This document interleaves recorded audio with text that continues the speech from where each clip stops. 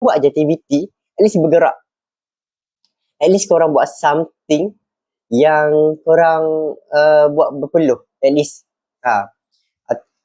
Sebab saya kalau geng-geng gerana yang saya tengok kan, saya fikirkan dulu, masa saya sebelum festival sekarang, saya fikir kan, orang-orang yang hebat ni, orang-orang yang dah lari pace 3, pace 4 ni, walaupun saya sekarang baru nak jejak pace 4 secara baik kan, saya pun baru dalam berlari ni secara serius kan.